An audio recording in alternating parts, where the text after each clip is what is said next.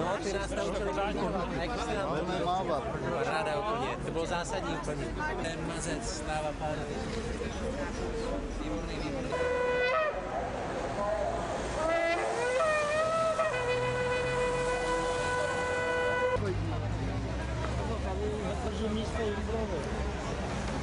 A jsem tu za normální občany, kteří mají zdravý rozum a chtějí prostě vyjádřit svoji sympatii k Izraeli, který je téměř od všech opuštěn.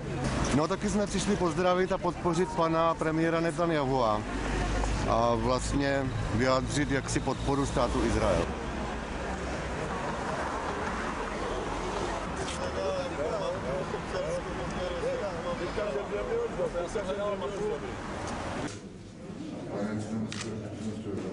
Science Minister, Deputy President, Cabinet Secretary, the Barack International Airport,